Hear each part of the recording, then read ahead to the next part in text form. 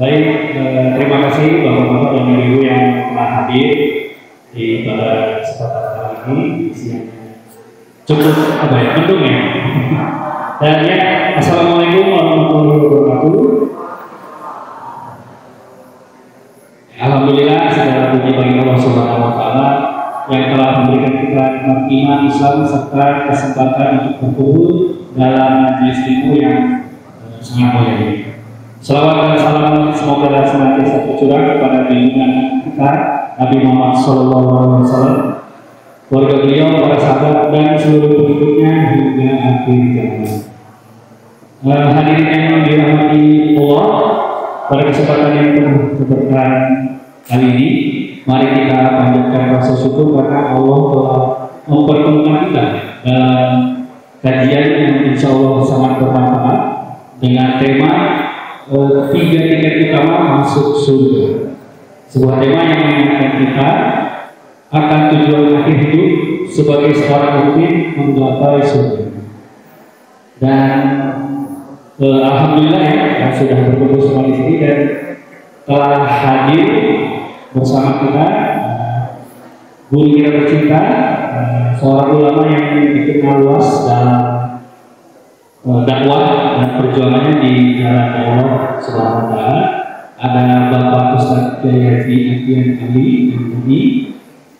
Selamat datang Pak, dan semoga Allah senantiasa menjaga beliau dan menjadikan ilmu yang beliau sampaikan sebagai cahaya bagi kita semua.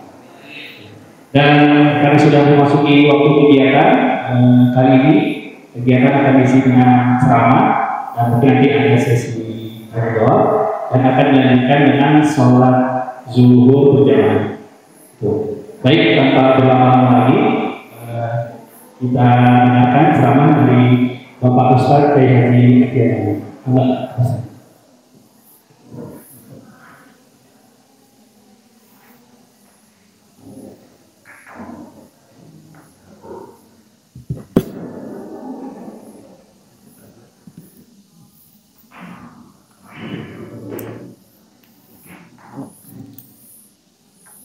Bismillahirrahmanirrahim. Assalamualaikum warahmatullahi wabarakatuh. Alhamdulillah wa syukurillah wa salatu wassalamu ala rasulillah wa ala alihi wa sahbihi wa mawalah. Bapak pimpinan yang saya hormati, bapak-bapak dan ibu-ibu rahimahullah. Bergerak kalau seorang pimpinan itu soleh ya, bawahnya ngeliring saroleh sadayana insyaallah. Ibu-ibu kalau mau maju boleh Bu, biar lebih, kalau mau maju kecuali yang mau nyandar itu. Ya.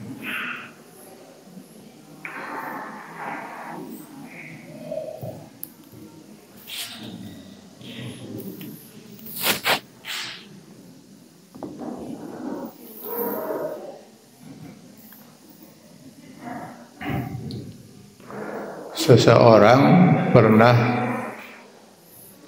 bertanya kepada Rasulullah SAW, berapa perbedaan kehidupan dunia dan akhirat? Rasul termenung sejenak, mungkin memikirkan kira-kira apa jawaban yang mudah dimengerti oleh si penanya.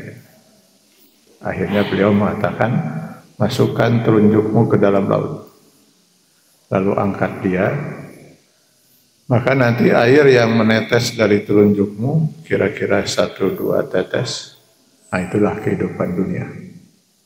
Sedangkan kehidupan akhirat, lautan yang terbentang seluas itu.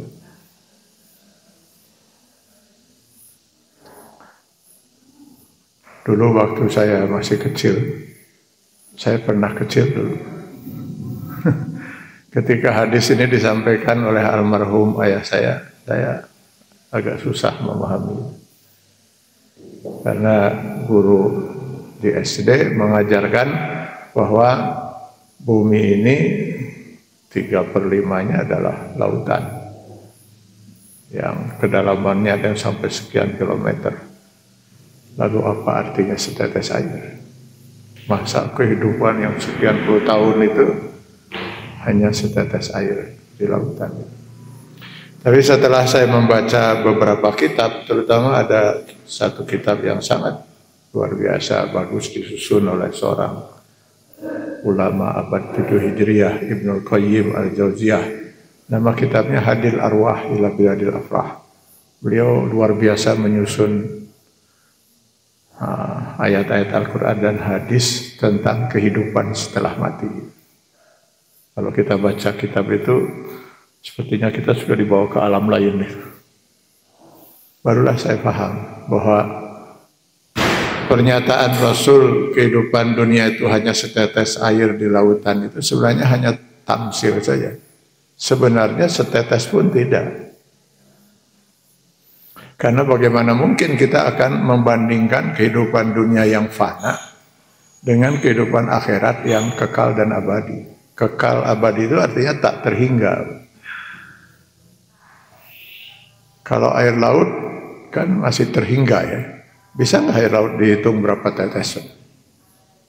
Bisa, Pak. Ansahan orang hitung nanya. Tapi bisa kan itu terhingga itu. Berapa butir pasir di padang pasir bisa dihitung. Jadi kalau kehidupan abadi artinya tak terhingga, nggak ada ujungnya, Pak. Kehidupan di dunia ini suatu saat akan berakhir, Pak. Lalu kita akan pindah melanjutkan kehidupan di alam barzah. Berapa lama di alam barzah? Wallahu alam, tergantung kapan kiamat. Setelah kiamat kita akan memasuki lagi alam hisab. Berapa lama di situ? Wallahu alam. Di mana setiap detik kehidupan kita akan dihisab oleh Allah SWT untuk dimintai pertanggungjawabannya. Setelah itu masuk alam mizan. Alam mizan, alam sirat. Barulah manusia terbagi dua. Sebagian kecil itu akan menikmati di surga dan kekal selama-lamanya. Kekal. Sebagian besar manusia dan jin, kata Allah, terancam kekal di neraka jahanam. Selesai sudah. Maka itu disebut alam akhirat. Akhir dari perjalanan hidup kita ini. Sebagian kekal di surga, sebagian kekal di neraka. Ibu rencananya mau kemana ya? Ya, tentu udah gak perlu ditanyakan lagi, pasti jawabannya itu ya, surga lah. Cuman sekarang masalahnya, andai kata besok kita meninggal dunia. Jangan besok lah. Andai kata besok-besok. Atau jangan kita lah, orang lain. Tapi jadi terpuguh dari contohnya orang lain.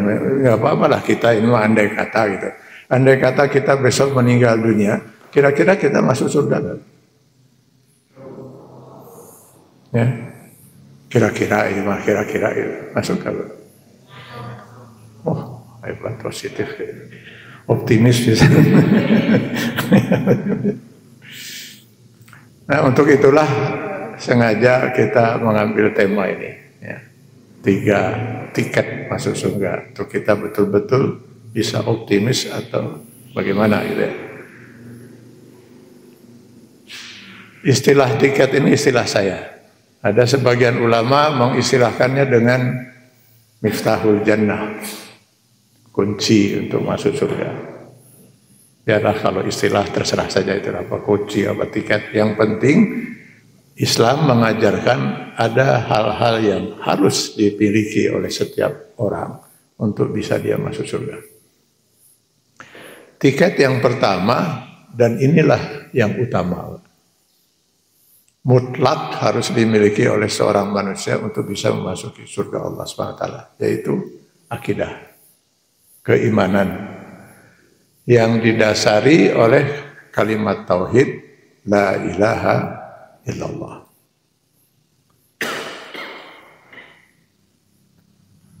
Rasulullah SAW di dalam sebuah hadis menyatakan hal ini dengan mengatakan man kana akhiru kalamihi la ilaha illallah dakhala jannah. Barang siapa yang sampai akhir hayatnya, nah ini catatannya, bahwa dia sampai akhir hayatnya, sampai sakratul maut, dia masih tetap berpegang dengan akidah yang benar, akidah yang lurus, akidah yang diajarkan oleh Allah lewat para rasul, para nabi, yang didasari oleh kalimat tauhid la ilaha illallah itu, dakhalal jannah, pasti dia masuk surga. Mafhum mukhalafahnya, pengertian di balik itu, berarti mereka yang pada saat sakratul maut tidak berpegang pada prinsip akidah yang benar ini, maka tidak ada peluang baginya untuk masuk surga satu detik pun. Ini kita bicara akidah ya, jadi akidah itu hitam putih, nggak ada abu-abu gitu. Nggak ada ruang kita untuk ya, berbeda pendapat gitu sebenarnya kalau dalam prinsip akidah. Dan ini dinyatakan banyak sekali di dalam ayat Al-Quran. Di antaranya Quran surat Al-Bayyinah ayat 6. Innal ladzina kafaru, sesungguhnya orang-orang kafir itu, baik dia min ahlil kitab, dari ahlu kitab, Yahudi atau Nasrani, wal musyrikin, atau orang-orang musyrikin pada umumnya, fi nari jahannam khalidina fiha, mereka tempatnya di neraka jahanam, mereka kekal selama-lamanya. Kenapa?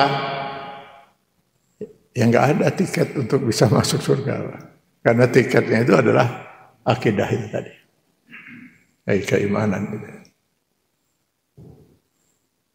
Nah sekarang pertanyaannya, apakah kita termasuk orang yang beriman? Sudahkah kita memegang tiket itu? Ini kan tadi pertanyaannya, bagaimana kalau besok kita meninggal dunia? Gitu. Sudahkah kita memegang tiket itu sehingga kita bisa terjamin bahwa kita pasti masuk surga? Kenapa ini harus kita tanyakan pada bapak-bapak dan ibu-ibu yang hadir di masjid ini? Kan semuanya pasti beriman. Nanti kalau kita baca di dalam Al-Quran, bukan dalam hadis nanti, ternyata tidak setiap orang yang merasa beriman atau mengaku beriman, itu beriman menurut Allah. Terbukti di dalam Quran, nanti bisa dibaca lagi di Quran surah Al-Hujurat 14-15. Di Quran surat Al-Hujurat ayat 14, Allah mengkisahkan tentang sekelompok orang-orang Arab Badui. Arab Badui itu Arab pegunungan, Pak. Kalau di Quran disebut Al-A'rab. Bapak-bapak dan ibu-ibu yang pernah ke Tanah Suci, mungkin pernah dibawa untuk minum susu murni, susu unta.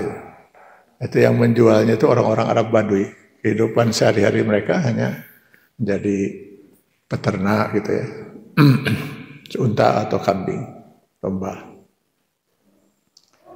Jadi mereka suatu ketika orang-orang Arab Badui itu datang menemui Rasulullah SAW, lalu menyatakan keimanan mereka di hadapan Rasul. Qalatil Arabu amanna, kami telah beriman. Rasulullah sudah siap menerima keimanan mereka itu. Kenapa? Walaupun beliau itu Rasulullah, tetap saja beliau tidak bisa mengetahui hati manusia. Karena yang maha mengetahui hati manusia hanyalah Allah, ya'lamu ma fil qulub. Ibu mohon maaf, sudah berapa tahun berumah tangga, Bu? Ada 10? Ya? Ya lebih tak seberapa. 20 ada 20? Oh 20 ya. Ini kelihatannya masih seperti remaja.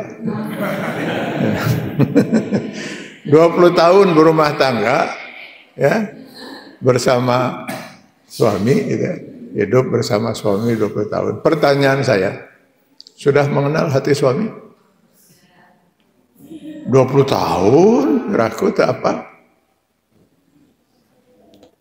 Makanya ketika suami pagi-pagi kelihatan murung gitu kan, bingung ibu kan? Naon dia siakan. Ya, dibiarkan itu. Besoknya kelihatan suami bangun-bangun kelihatan ceria, senyum-senyum. Saya naon dewa ya.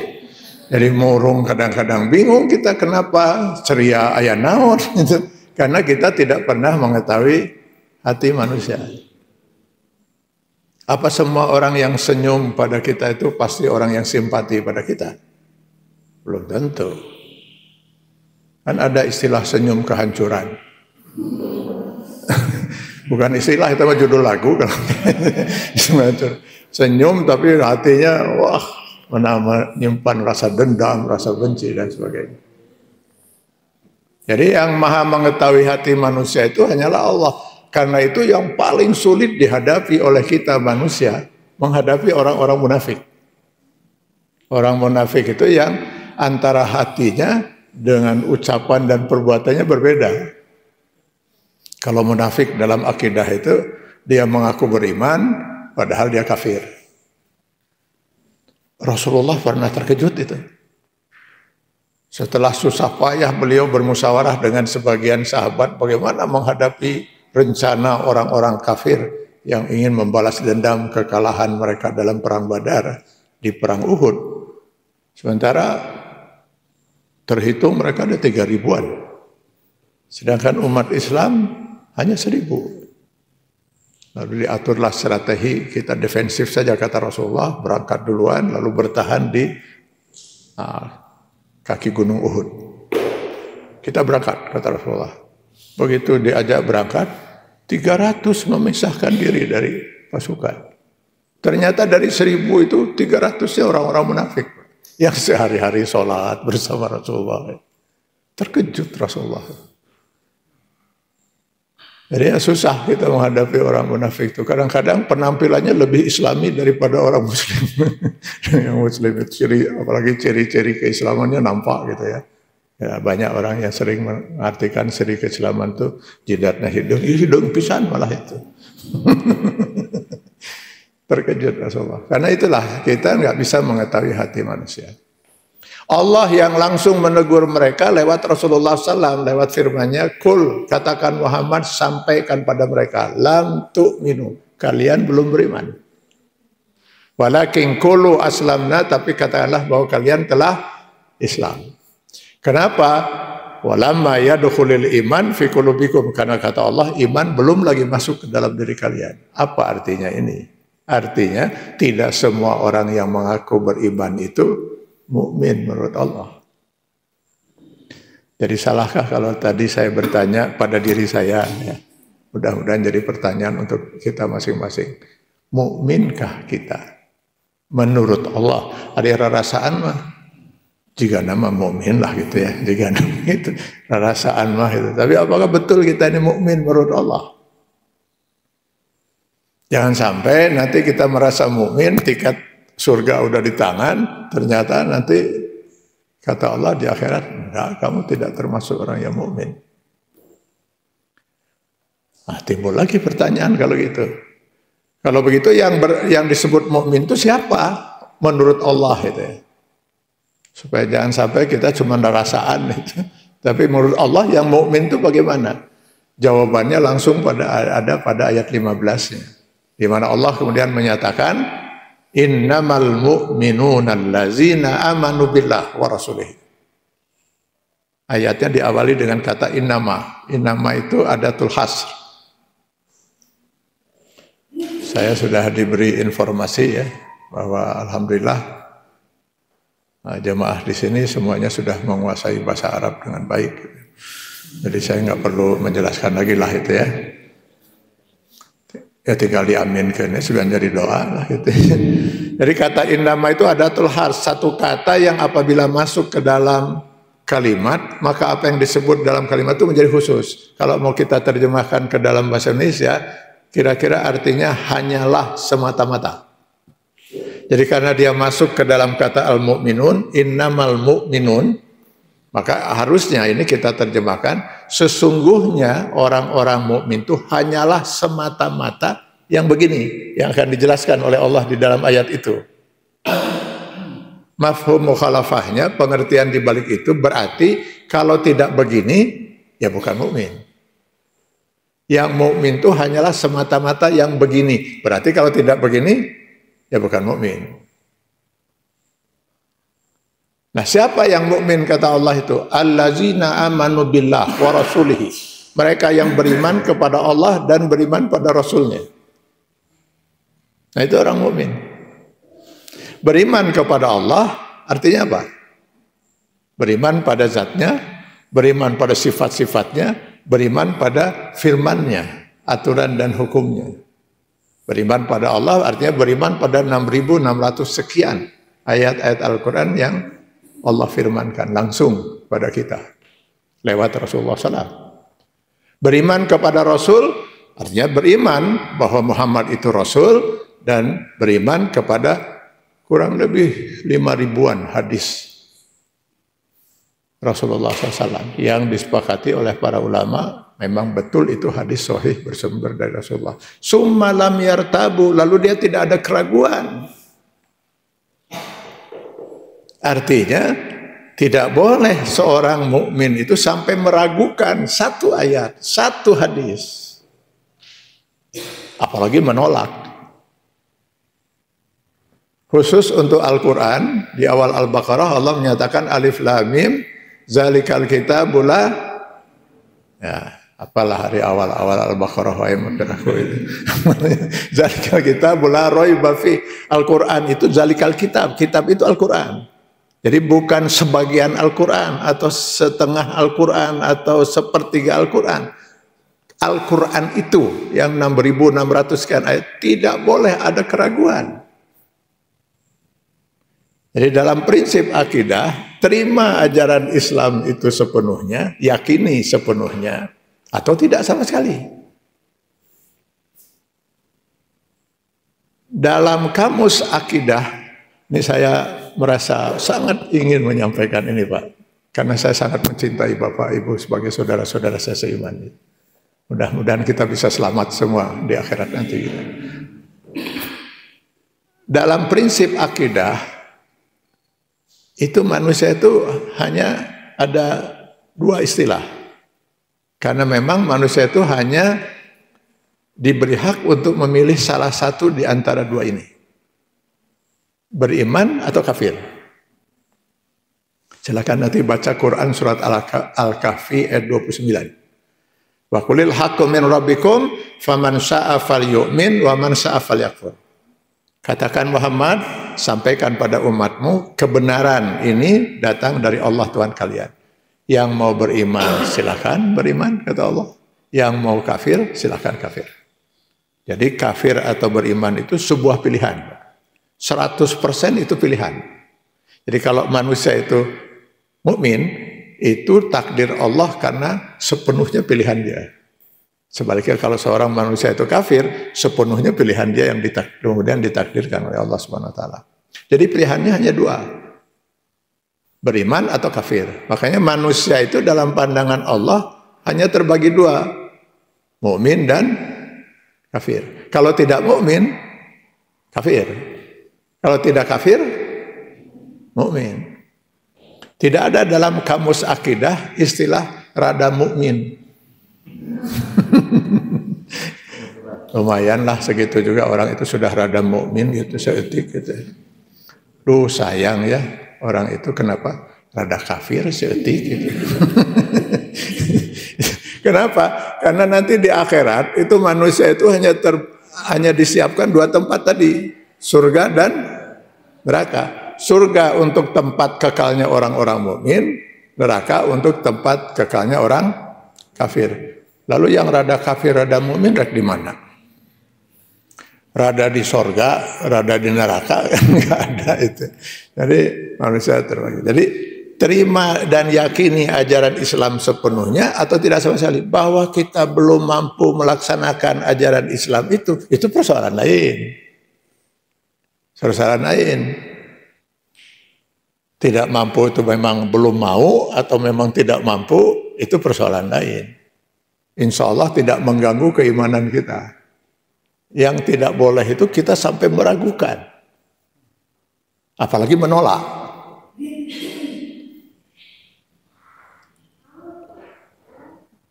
Ini biarlah agak ini sedikit ya, agak rada ngahulang sedikit ini.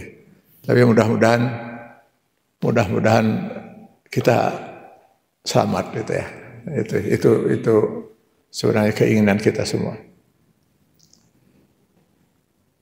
Jadi dalam prinsip akidah ya, lebih baik seorang itu mengimani Allah dan Rasulnya, mengimani semua aturan-aturan Allah dan Rasulnya,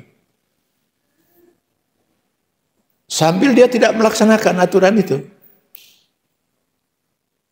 Sholat tidak pernah, saum komo, haji apalagi, maksiat setiap hari. Tapi dia yakin bahwa dia sedang melanggar aturan Allah. Meninggal dia. Saya yakin, hakul yakin, orang ini pasti masuk surga. Pasti masuk surga. Kenapa? Dia mukmin. Tiket utama untuk masuk surga itu beriman. Dia beriman. Walaupun tentu mungkin masuk surganya entah kapan gitu ya.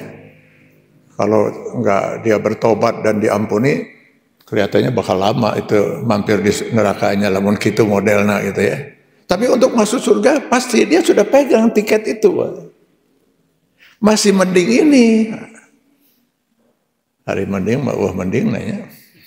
Maksud saya kalau mending ini kalau dibandingkan dengan satu lagi nih. Yang satu lagi ini mukmin, muslim, jangankan sholat yang fardu, sholat sunnah gak pernah dia tinggalkan itu. Tahajud tiap malam dia lakukan. Jangankan saum Ramadan yang wajib, Senin Kemis selalu dia lakukan. Jangankan haji yang satu kali yang wajib, dia sudah 5 kali haji. Umroh ke saya 12 kali. Cuman satu dia, gak bisa dia menerima urusan waris itu. Gimana sih hukum Allah ini? Kok waris laki-laki dan wanita 2:1? Ini hukum yang sangat zalim terhadap wanita ini. Gak adil ini hukum. Diingatkan sudah oleh para ulama itu. Oh ini hukum Allah pasti adil. Dijelaskan dan sebagainya. Tetap dia dengan prinsip itu. Gak bisa dia nerima itu. Meninggal. Ini orang jangan harap bisa masuk surga 1 detik pun. Mendingan yang tadi, Pak. Yang nggak pernah sholat, melanggar semua aturan Allah itu. Hukum waris juga dilanggar, semua dilanggar itu. Tapi dia yakin bahwa itu salah, itu. Bahwa itu pelanggaran. Itu. Itu pasti masuk surga malah. Karena dia mukmin.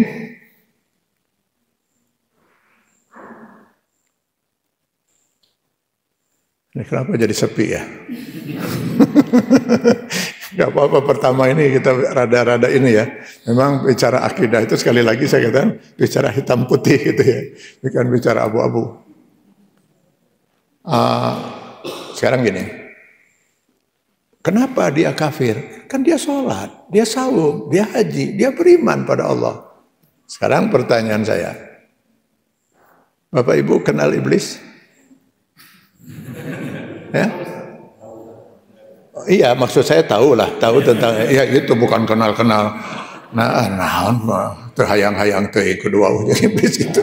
Ya, iblis ya. Iblis itu beriman enggak kepada Allah? Pasti beriman, Pak. Pasti beriman.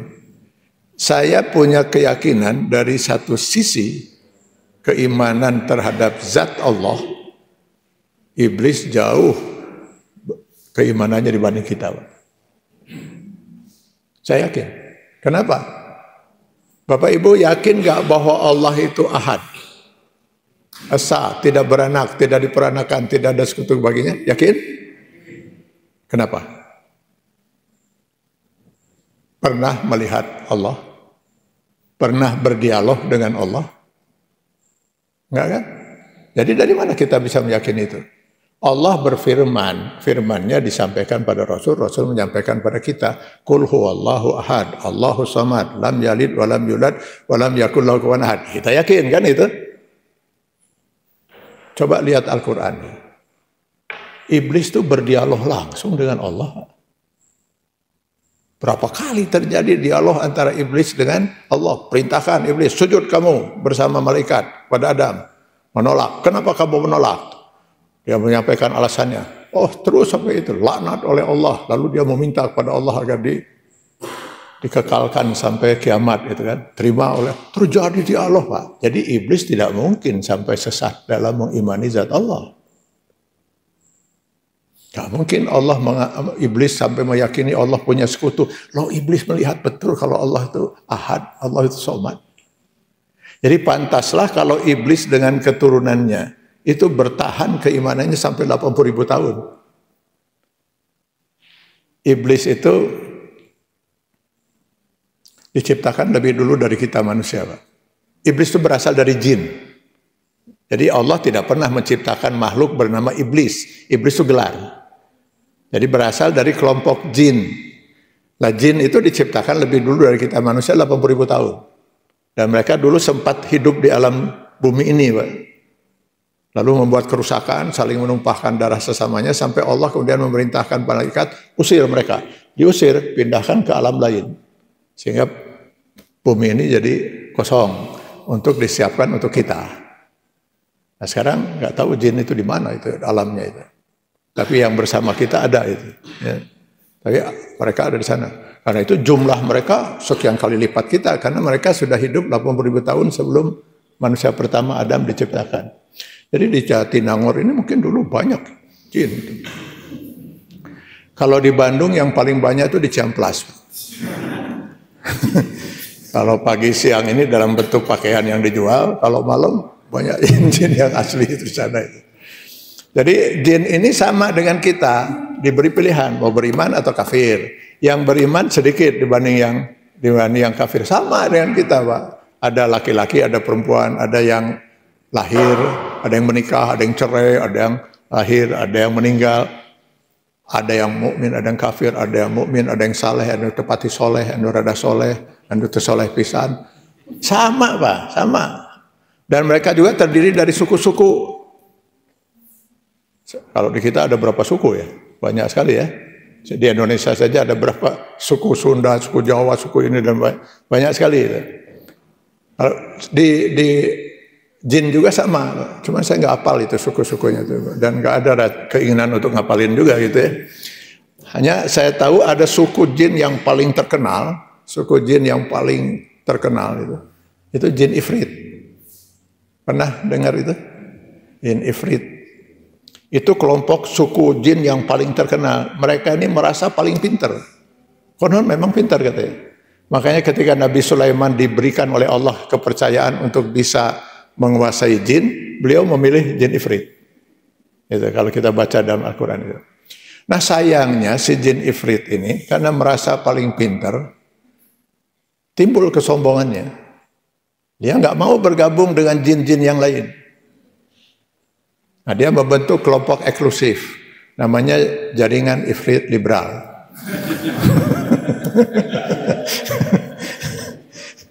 Kemana dia tidak mau bergabung dengan jin yang lain, itu selevel lah. Nah, maunya dia bergabung dengan malaikat. Kalau dengan malaikat, oke lah kita selevel kata mereka itu. Itulah sebabnya ketika Allah memerintahkan kepada para malaikat, diantaranya di Al-Baqarah 34. Wa izqulna lil malaikati isjudu li Adam, sujudlah kalian pada Adam. Malaikat langsung sujud, ini perintah Allah. Kalau sudah perintah Allah, dimengerti atau tidak dimengerti, ya tinggal laksanakan aja. Karena mutlak Allah itu aturannya pasti benar. Bagi seorang mukmin pasti punya keyakinan itu. Si kelompok Ifrit ini ikut mendapat perintah, Pak. Nah, main dia dengan logikanya. Lalu dia mengatakan, khalaqtani min nar wa khalaqtahu min tin. Kau ciptakan aku dari api, kau ciptakan manusia dari tanah. Jelas dari bahan ciptaan kami jauh lebih mulia. Jadi logika iblis mestinya Adam dong yang diciptakan dari bahan tanah yang harusnya sujud hormat kepada jin yang diciptakan dari api. Kata Allah, ini bukan urusan siapa mulia siapa tidak. Ini perintah saya. Kalau soal lebih mulia malaikat yang diciptakan dari cahaya. Malaikat langsung sujud. Nah ini kita harus hati-hati ya, kadang-kadang logika ini bisa bermasalah dengan keimanan kita ketika kita akhirnya jadi menuhankan akal. Merasa yang dikatakan akal itu lebih benar dari yang menciptakan akal. Kan ini nggak masuk akal. Bagaimana mungkin akal makhluk ciptaan Allah bisa lebih memahami daripada Allah yang menciptakan akal itu sendiri. Jadi orang yang Islam itu, orang yang beriman itu, dia akan Islam, tunduk, patuh, taat pada Allah, dimengerti atau tidak dimengerti aturan itu oleh akal dia. Katakanlah ini bukan meja ini. Katakanlah ini, mohon maaf ya, katakanlah ini setumpuk kotoran kerbau itu.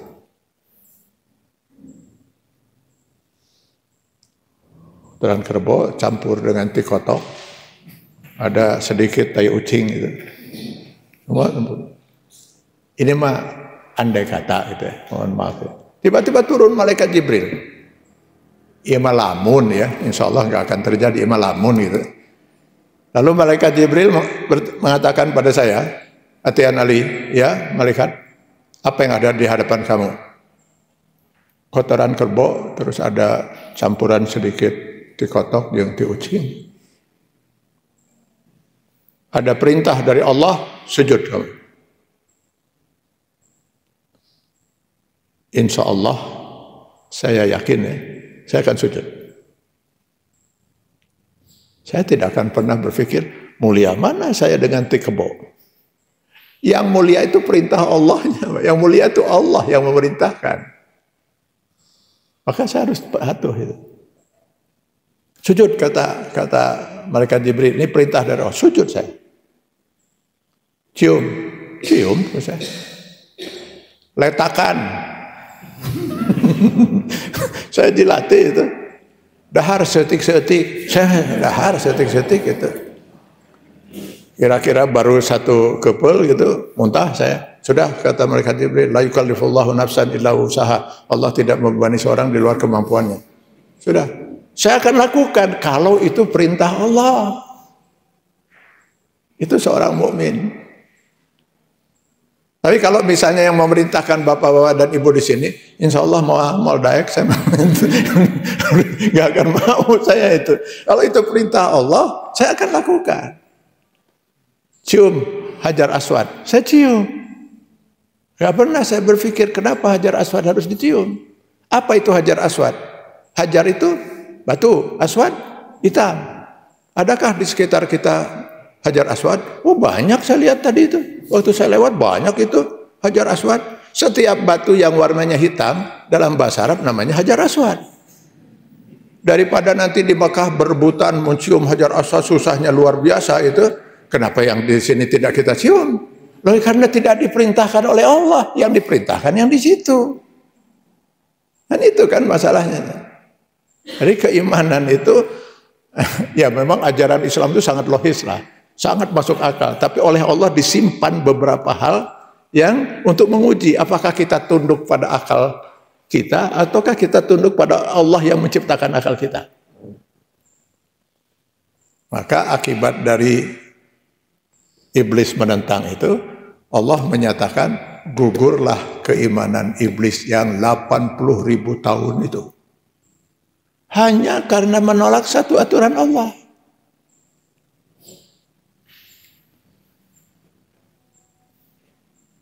Gugur, dilaknat, diberi gelar iblis, lalu dilaknat, dan kita umat Islam diperintahkan untuk selalu membaca pernyataan laknat itu, auzubillahi minasyaitonir rajim.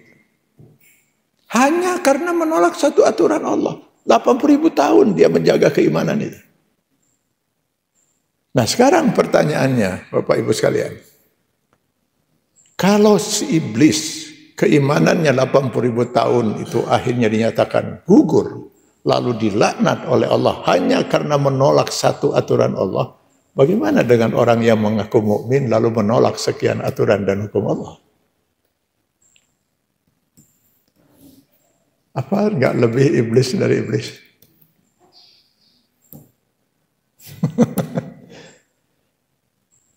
Saya kalau bahas ini kadang-kadang suka takut, bapak-bapak ibu jadi takut gitu ya. Padahal saya ingin menyampaikan ini supaya kita menyelamatkan akidah kita, Pak. Tolong selamatkan akidah kita. Jangan sampai lepas itu tiket itu. Gitu. Nah, bagaimana kita sudah sering melanggar aturan Allah? Gak ada masalah. Bukan ada masalah. Artinya gak gugur keimanan kita. Selama kita melanggar aturan Allah itu di tengah keyakinan kita. Harus kita bedakan antara pelanggaran karena tidak yakin, antara pelanggaran di tengah keyakinan. Sekarang saya ambil contoh tadi. Iblis pernah melanggar aturan Allah? Pernah. Disuruh sujud, menolak. Melanggar perintah. Adam dan Hawa pernah melanggar aturan Allah? Pernah.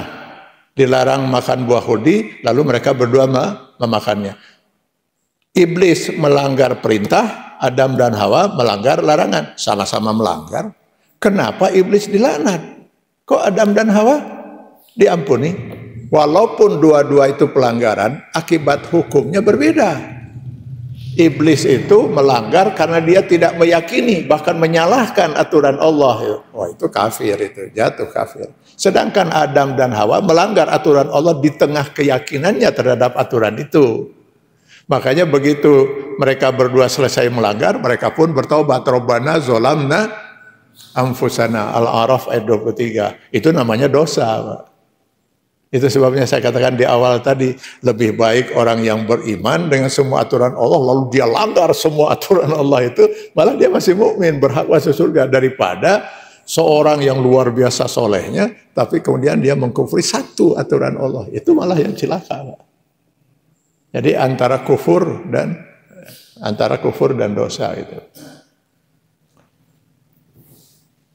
Nah, batasan antara mukmin dan kafir ini di kita ini sudah kabur, Pak. Ya, sangat kabur, Pak.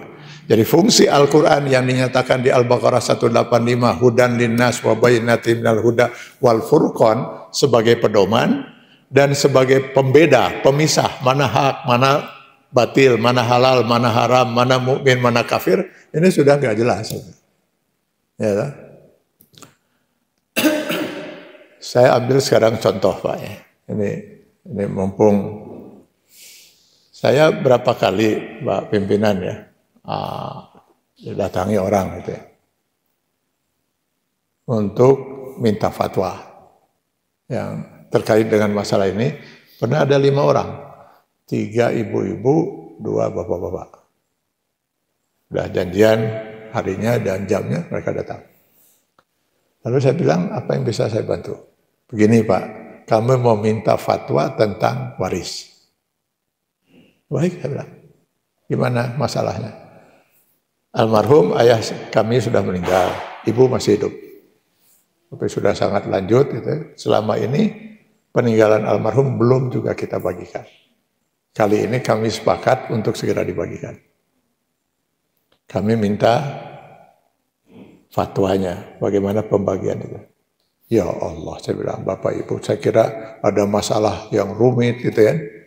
Kalau cuman itu masalahnya, mestinya Bapak Ibu gak usah lah menemui saya. Gitu. Tinggal di rumah baca An-Nisa ayat 11-12, ketemu jawaban itu. Kan almarhum meninggal, orang tuanya sudah tidak ada. Yang ada cuman istri dan 5 anak. Di antara 5 anak itu ada 2 laki-laki. Ya sudah, berarti ahli waris cuman istri dan anak-anak. Saudara-saudara kandung almarhum, apalagi saudara sebapa, udah nggak mungkin dapat karena terhalang oleh adanya anak laki-laki. Mudah sekali saya bilang gitu. Di mana istri itu mendapat berapa itu? 1/8, karena almarhum meninggalkan anak. Yang 7/8 akan dibagi 7 bagian. Anak laki-laki yang 2 orang itu masing-masing mendapat 2/7 kali 7/8, yang anak wanita 1/7 kali 7/8. Selesai itu. Lalu yang seorang kemudian mengatakan, begini masalahnya Pak. Kami ingin harta itu dibagi rata. Loh, saya bilang, Bapak Ibu menemui saya ini mau nanyakan hukum Islam atau hukum apa? Kalau hukum Islam sudah itu jawabannya, itu Al-Quran, ayat Al-Quran ini. Jadi didesak oleh ayat Al-Quran seperti itu, akhirnya seorang ibu mengeluarkan secari kertas. Masalahnya begini Pak, sebelum almarhum meninggal dunia, almarhum sudah membuat wasiat. Ini wasiatnya ditandatangani di atas meterai, ada 2 orang saksi juga ikut tanda tangan. Wasiatnya itu jika nanti saya meninggal dunia, hendaknya harta waris dibagi rata antara anak laki-laki dan anak perempuan. Kalau kita langgar wasiat ini, berarti kita durhaka dong pada orang tua. Oh, ada rebat, narangan dalil nanti lamun urusan duit. Durhaka nanti pada orang tua katanya. Akhirnya saya katakan, maaf Bapak Ibu sekalian. Boleh saya bertanya? Oh, silakan Pak. Bapak Ibu itu sebenarnya sayang nggak pada almarhum ayah? Sangat Pak, sangat. Ingin almarhum ayah tenang di alam barzah? Sangat ingin Pak. Maaf saya bilang, disobek saja itu wasiat. Begitu ibu melaksanakan wasiat itu demi wasiat almarhum ayah, saya nggak habis berpikir bagaimana apa yang terjadi dengan almarhum di alam barzah ketika malaikat mengatakan berani-beraninya kamu membuat wasiat yang menentang aturan dan hukum Allah.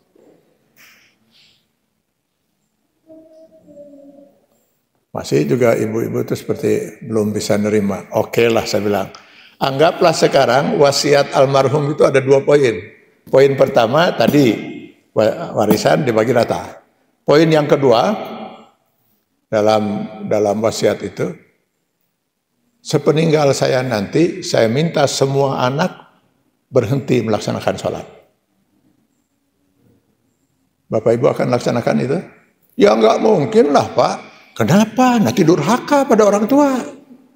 Durhaka kan itu wasiat orang tua. Lah nggak bisa dong Pak, itu kan bertentangan dengan aturan Allah. Ari eta waris dibagi rata tidak bertentangan dengan aturan Allah. Nah hari urusan duit jadi para roekil, saya bilang itu. Apa bedanya? Sama-sama itu aturan Allah gitu. Bedanya apa? Aturan sholat dengan aturan yang lain sama-sama aturan Allah. Tidak diimani itu kufur, tidak dilaksanakan ya berdosa. Lagi pula ini ya, dulu Pak pimpinan, kita masih ingat dulu ada salah seorang menteri agama ya, yang pernah ingin merubah hukum waris sama rata. Idenya dimunculkan dengan reaktualisasi ajaran Islam. Karena menurut dia, ini banyak aturan Islam yang harus direaktualisasikan. Karena sudah tidak aktual.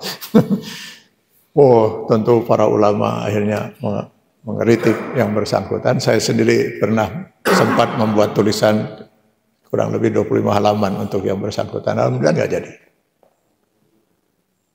Ini banyak orang kadang-kadang nggak memahami aturan Islam, lalu menuduh aturan Islam itu tidak adil. Masa wanita separuh bagian laki-laki? Masa 2 wanita itu kesaksiannya sama dengan seorang pria? Kan banyak itu yang dipersoalkan itu ya. Nah, ini kan soal kesaksian. Yang namanya kesaksian itu orang melihat Pak. Itu bukan masalah laki-laki itu lebih cerdas. Enggak ada urusannya melihat. Nah, kalau melihat kejadian itu laki-laki lebih suka melihat daripada wanita. Sekarang ada orang celaka, ada pembunuhan. Suami istri sedang jalan, laki-laki suaminya ingin mendekati, ingin lihat apa yang terjadi. Istrinya narik-narik, jangan menjauhkan itu. Jadi kesaksian itu laki-laki lebih cenderung, ini bukan masalah kecerdasan, banyak wanita lebih cerdas dari laki-laki kan itu. Nah sekarang soal waris. Sekarang saya ambil contoh. Sekarang suami istri, ya. Suami istri punya anak 2, 1 laki, 1 perempuan.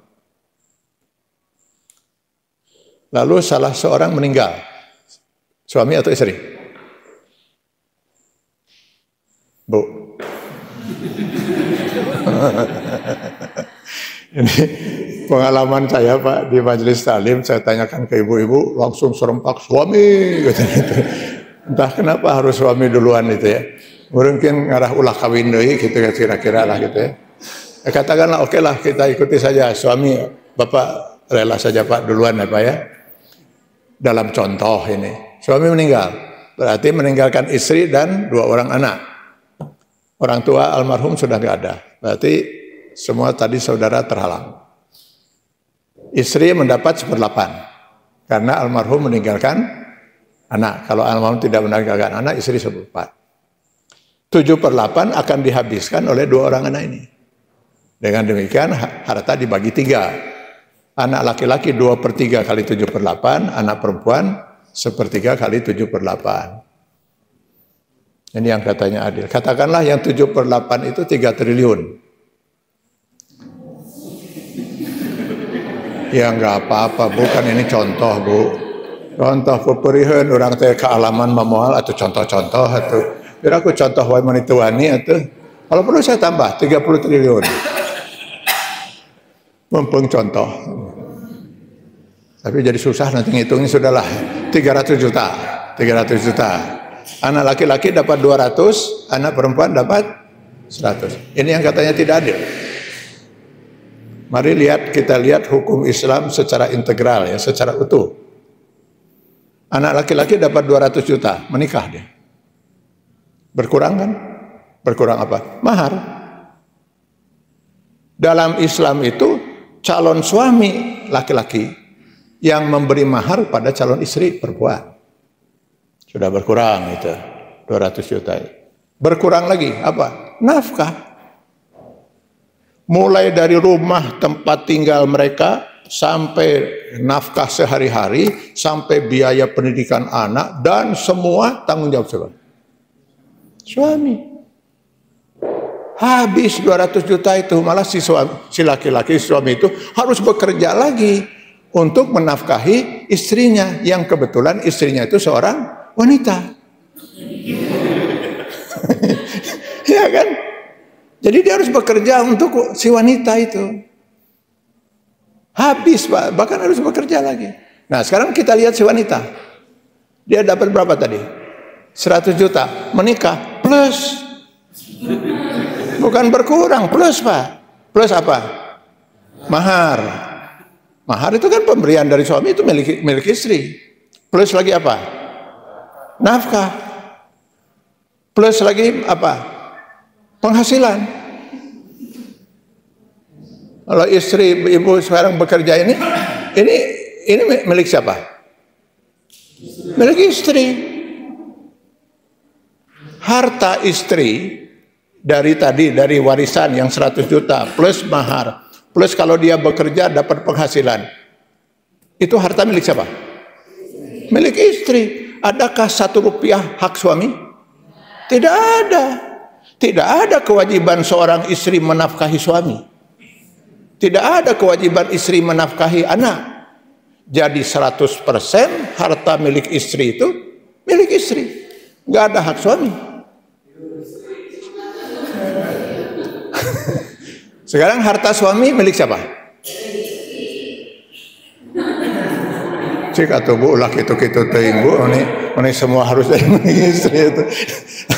Harta suami itu milik suami. Tapi pada harta suami itu ada hak istri, hak anak. Bukan berarti harta suami juga milik istri, tentu ingat dari gitu-gitu teuing mah.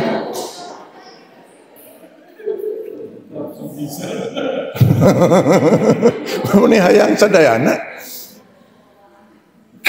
Jadi makanya nanti ketika dalam Islam itu ketika suami meninggal dunia, istri bisa mewarisi harta suami. Istri meninggal, suami bisa mewarisi harta istri.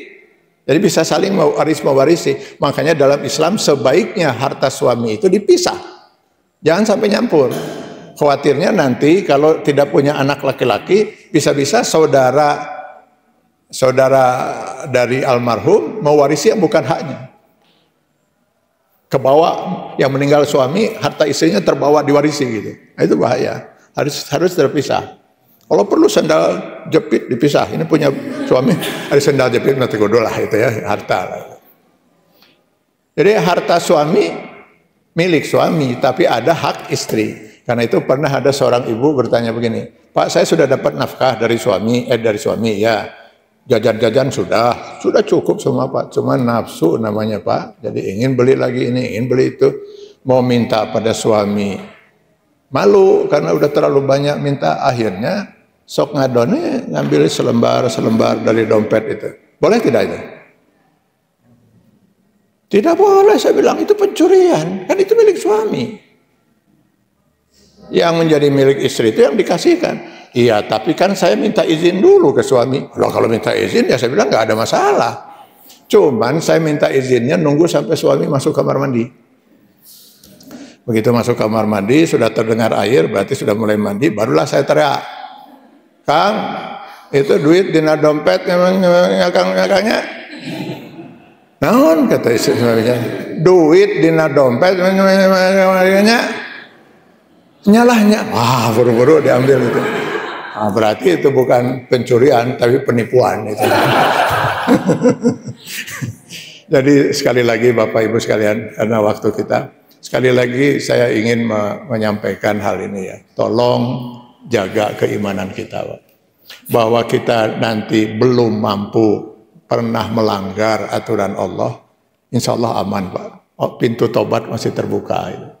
Yang penting jaga keimanan itu, jangan sampai lepas tiket itu. Allah tidak menghendaki secuil pun dirinya itu dikufuri, baik zatnya, aturannya, maupun sifat-sifatnya. Nah kalau itu bisa kita pertahankan sampai sakratul maut, pasti masuk surga. Pasti Pak. Itu sudah jelas dijamin oleh Allah dan Rasulnya. Tapi belum bisa menjamin apakah dia bisa langsung masuk surga atau harus mampir dulu di neraka. Untuk masuk surga pasti dengan tiket itu. Untuk dia bisa masuk surga tanpa mampir di neraka, dia butuh 2 tiket lagi. 2 tiket itulah yang seringkali diulang-ulang oleh Allah di dalam Al-Quran ketika menjelaskan tentang surga. Wa kana Allahu ghafurur rahima, innallaha ghafurur rahim. Atau nanti bisa dibaca di Fussilat 32 lebih jelas itu. Nuzulam min ghafurur rahim. Ampunan dan kasih sayang Allah. Jadi kalau keimanan itu baru menjamin dia pasti masuk surga.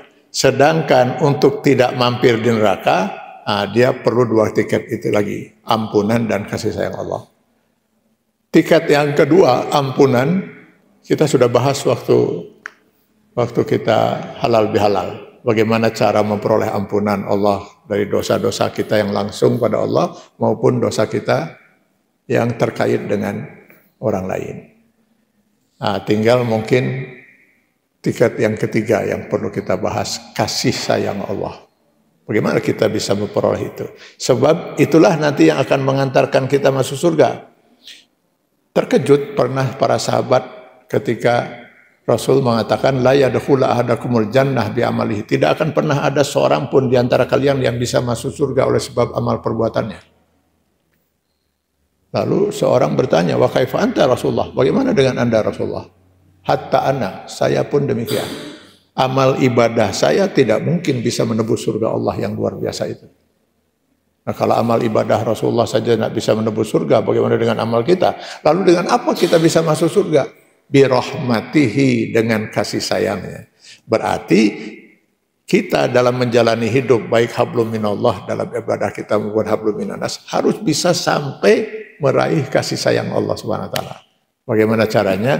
Insya Allah kita coba bahas nanti jika ada waktu kesempatan lain. Paling tidak kita sudah membahas 2 tiket lah ya. Tiket yang pertama ini, tiket yang kedua kita sudah bahas waktu halal bihalal, ampunan Allah, tinggal kasih sayang itu. Mudah-mudahan kita termasuk yang sedikit bisa masuk surga Allah dan kita bisa dengan mempertahankan keimanan kita, dan jangan lupa untuk terus kita memohon ampun pada Allah. Mudah-mudahan ibadah-ibadah yang kita lakukan baik hablum minallah hablum minannas itu berhak pula kita untuk memperoleh kasih sayang Allah Subhanahu wa taala. Sampai di sini mungkin ada yang mau ditanyakan.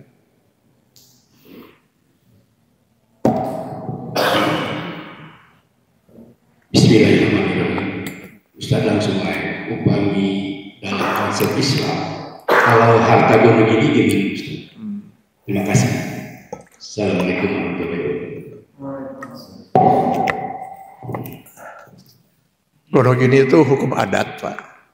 Jadi ada adat di Indonesia yang memberlakukan seperti itu, bukan hukum Islam. Dalam Islam tidak dikenal istilah gonogini itu. Yang dikenal itu ya pemisahan harta. Jadi ketika suami meninggal dunia, yang namanya harta waris itu harta milik almarhum. Jadi kalau di situ ada harta istri, diambil dulu oleh istri hartanya itu. Jika nyampur gitu, diambil.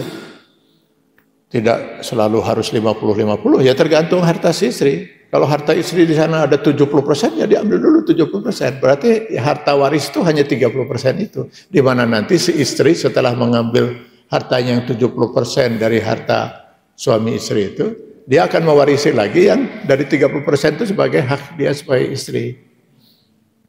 Jadi kalau si istri memang tidak punya harta, ya sudah tidak ada harta. Jadi tidak dikenal istilah gonogini. Tidak ada satupun ayat atau hadis yang mengatur hukum gonogini. Itu ada salah satu adat yang ada di Indonesia. Banyak adat-adat di Indonesia itu. Ada yang ahli waris itu hanya laki-laki. Itu pun yang terbesar. Ada yang nanti di daerah lain yang berhak mewaris itu hanya anak perempuan. Kan itu. Ya kita tidak bicara sebagai muslim, kita berbicara hukum Islam. Hukum Islam ya seperti itu. Waris itu. Masing-masing suami, istri kalau punya harta, saling mewarisi. Sesuai dengan harta milik masing-masing. Saya kira itu. Ya kalau seandainya terperceraian, kalau perceraian itu diceraikan oleh suami, si istri itu diceraikan, maka si suami berkewajiban memberikan mut'ah. Mut'ah itu bekal untuk si istri gitu. Karena dia diceraikan, tentu dia katakanlah dia nggak punya mata pencaharian itu, dia kan harus hidup, Pak, terus dibekali. Nah mut'ah, berapa mut'ahnya tidak ditentukan juga. Ya tentu tergantung kemampuan si suami dan kewajaran yang harus diberikan oleh si suami sebagai bekal istri. Tapi kalau istri yang mengajukan gugatan cerai, dia tidak punya hak itu. Kalau istri yang menceraikan suaminya, ceraikan terus mana duitnya? Tapi kalau dia diceraikan, dia di pihak yang pasif kan, yang mungkin juga bisa saja terzalimi. Maka untuk memenuhi itu, Allah menentukan si suami harus membekali istrinya. Jadi baik dalam bercerai hidup maupun cerai mati tidak ada dikenal dalam Islam hukum gonogini. Ya. Yang ada mut'ah. Karena mungkin saja harta istri itu lebih besar daripada harta suami, Pak. Ya, nanti bagaimana kalau istri meninggal kemudian suaminya minta hak gonogini? Pasti tidak mau. Kalau yang di sini mungkin ibu-ibunya bisa lebih dari suami ya. Mungkin. Oh ya, mengapa? Baik, Ustaz. Yang pertanyaan terkait dengan tadi tauhid tentang akal, yang iblis dengan akal. Kita kalau berbicara dengan beberapa yang menganut Syiah, kadang-kadang berbicaranya masalah akal logika mereka bagaimana Ustaz tentang Syiah itu, Ustaz? Pencerahannya, Ustaz.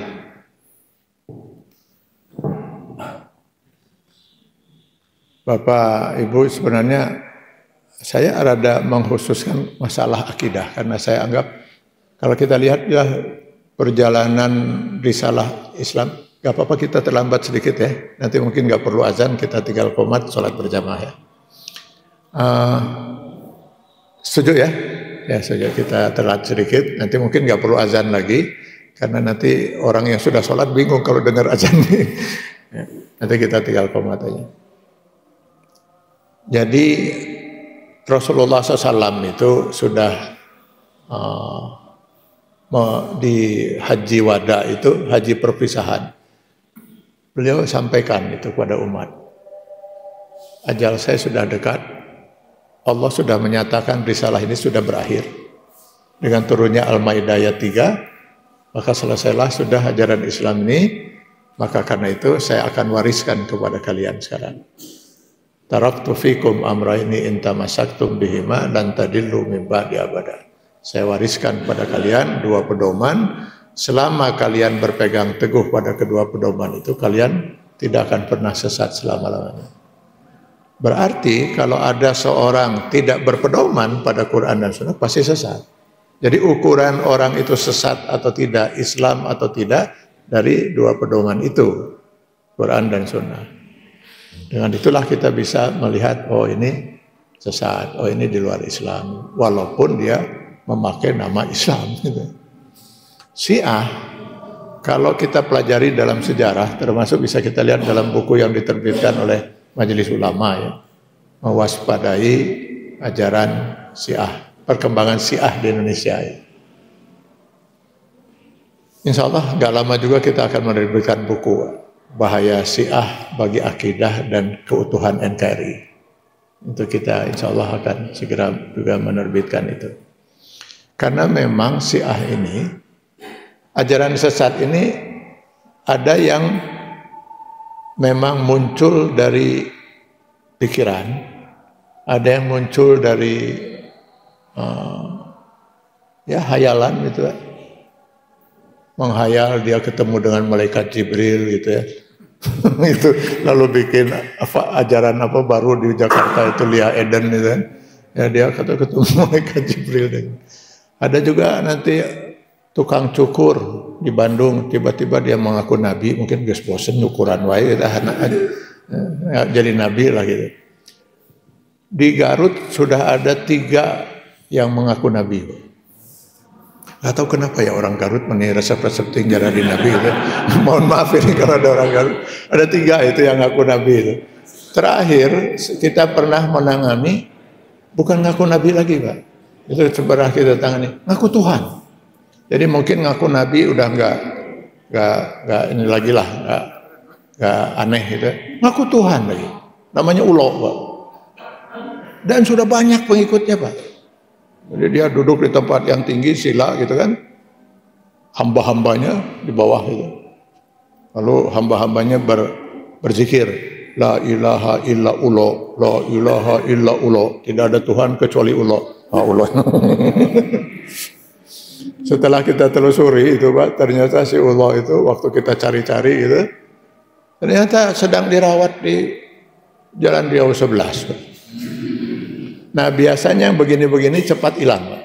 Cepat hilang, gak bertahan lama Pak. Yang hasil lamunan, hasil ego, rasa ananiah ego. Biasanya yang bertahan itu yang diciptakan Pak, oleh sebuah kekuatan. Nah Yahudi itulah yang menciptakan Syiah. Bapak boleh baca sejarahnya di buku Majelis Ulama itu, yang diterbitkan oleh Majelis Ulama Pusat tentang sejarah munculnya Syiah. Itu yang melahirkannya orang Yahudi, Pak, Abdullah bin Sabah.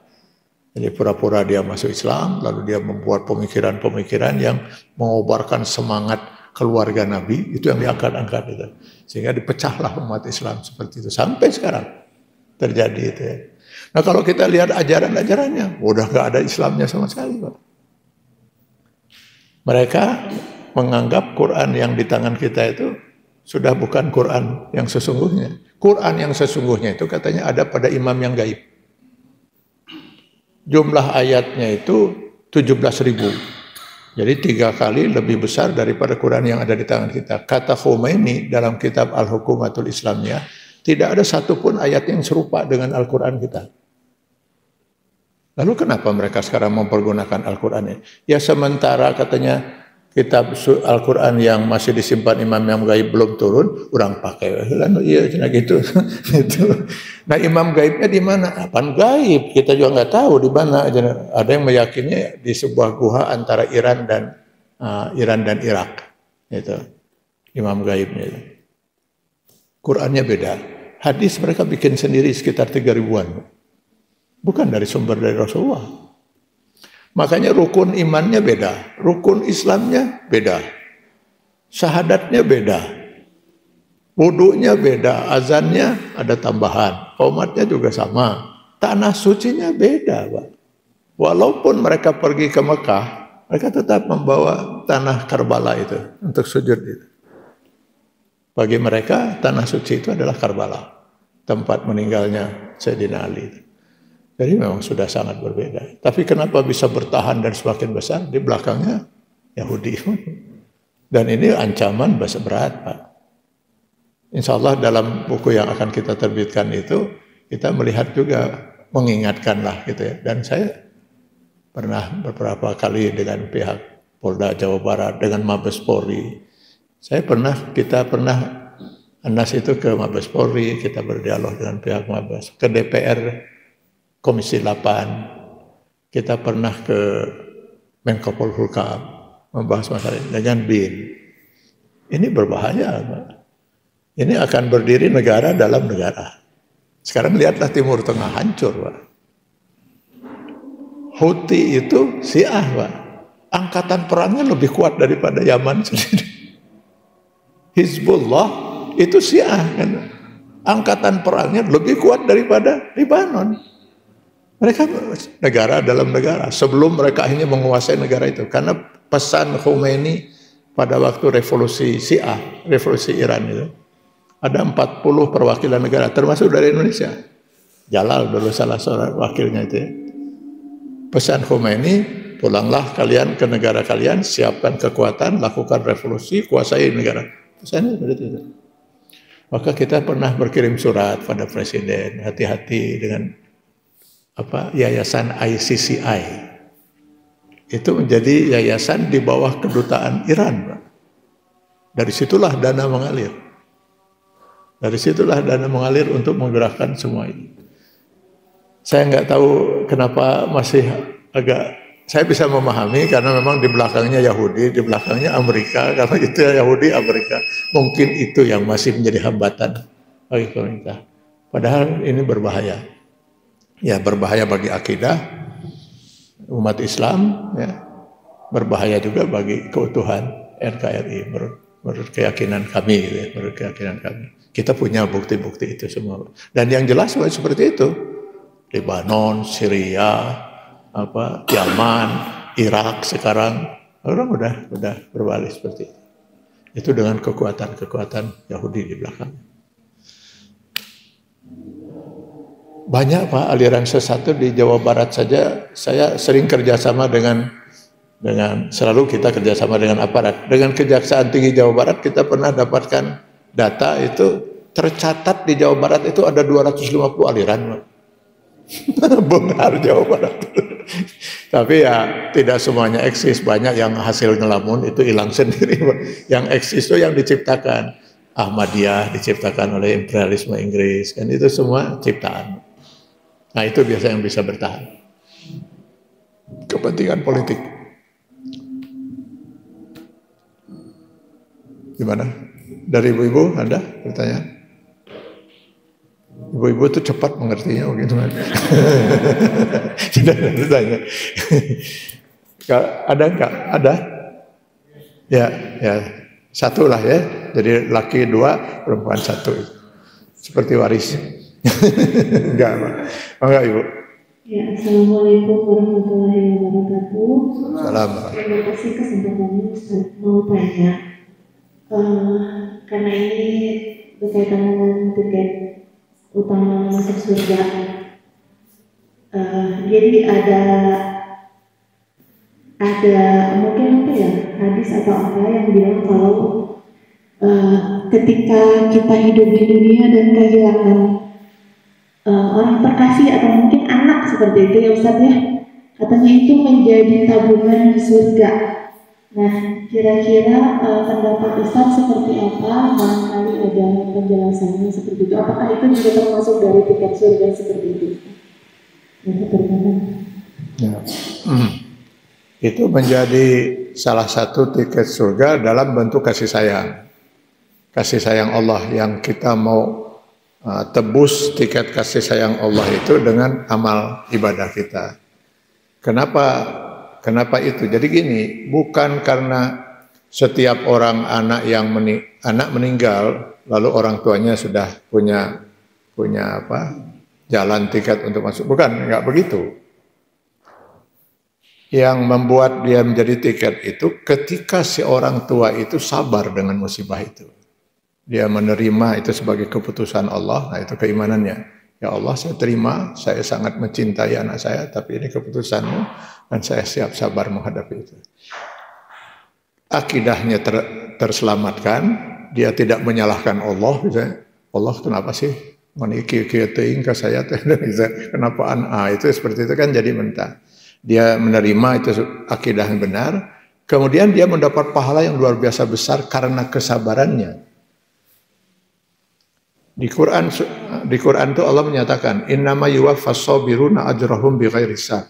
Allah akan membalas pahala orang-orang sabar itu dengan pahala tanpa hisab, tanpa perhitungan. Nah, kalau sudah bahasanya seperti itu, artinya pahala yang sangat luar biasa besar. Jadi yang membuat dia menjadi tiket masuk surga itu kesabarannya menjadi pahala sehingga dia disayangi oleh Allah Subhanahu wa taala. Jadi kalau orang yang nggak sabar malah itu tentu nggak jadi tiket untuk masuk surga. Jadi itu di tiket dalam kasih sayang Allah. Jadi kasih sayang Allah itu bisa kita tebus dengan ibadah kita, ibadah-ibadah kita yang diterima oleh Allah sehingga Allah sayang pada kita. Jadi tidak semua orang yang beribadah itu disayang oleh Allah. Yang disayang itu yang ibadahnya diterima. Itulah sebabnya nanti kita coba bahas itu. Bagaimana supaya ibadah itu diterima, lalu kita sehingga kita berhak untuk disayang oleh Allah, maka kita dapatkan tiket itu, tiket yang ketiga itu. Karena tidak semua orang yang beribadah itu ibadahnya diterima. Maka itu perlu bahasan tersendiri. Mudah-mudahan ada waktu kita untuk membahasnya. Cukup itu. Ya, saya kira kita sampai di sini ya. Agar kita tidak terlalu jauh meninggalkan waktu sholat di awal waktu yang baik. Terima kasih untuk waktu silaturahim kita. Mohon maaf mungkin untuk bahasan kali ini kalau terasa mungkin agak berat-berat gitu ya. Karena ini masalah yang sangat prinsip, masalah akidah yang memang harus tersampaikan seperti itu. Ya, akidah itu hitam putih gitu ya. Nah, Rasulullah dari masa risalah 23 tahun itu dibimbing oleh Allah untuk mengislamkan dan menyelamatkan umatnya. 13 tahun itu hanya membina akidah. 13 tahun. Dari masa risalah 23 tahun. Nah, 10 tahun itu untuk tiket yang kedua dan ketiga itu. Tiket pertama itu 13 tahun. Betapa pentingnya masalah itu. Sayangnya di kita, dakwah kita tidak seperti itu. Kita terus saja dakwahnya mengajak orang sholat dan sebagainya. Padahal kalau akidahnya rusak, apa gunanya sholat?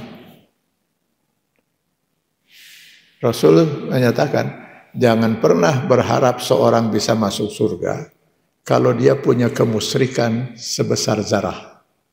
Zarah itu atom lah ya. Sesuatu yang saking kecilnya nggak bisa dilihat dengan mata telanjang. Ada kemusyrikan sekecil itu. Jangan berharap bisa masuk surga 1 detik pun. Jadi kalau begitu, apa gunanya kita ajak orang itu sholat kalau dia masih melakukan kegiatan kemusyrikan? Sekarang umat Islam di kita, masihkah ada melakukan praktek-praktek kemusyrikan? Ngeri kan kalau gitu? Nah ini sayangnya karena dakwah kita nggak mengikuti dakwah Rasul sebagaimana dibimbing Allah Subhanahu wa taala. Sayang itu ya. Mudah-mudahan Allah mengampuni ketidakmengertian itu mereka ya. Allah mudah-mudahan mengampuni karena ketidakmengertian. Tapi berapa dosa kita karena tidak memberikan pengertian. Itu beratnya kita gitu. Kita yang berat Pak, yang tahu harus kita memberitahu gitu. Kalau mereka nanti di akhirat berasan, Allah saya kebetulan tidak tahu kalau itu salah. Kunaon eta atian ali cicing wae itu. Wah, saya kenapa itu? Makanya saya punya kewajiban untuk menyampaikan supaya jangan sampai saya diseret-seret karena melalaikan kewajiban memberitahu. Kita semua harus bisa memberitahu supaya kita semua selamat. Terima kasih sekali lagi, mohon maaf. Insyaallah mudah-mudahan Allah memberkahi dan meridhoi kita semua. Billahi taufiq wal hidayah. Assalamualaikum warahmatullahi wabarakatuh.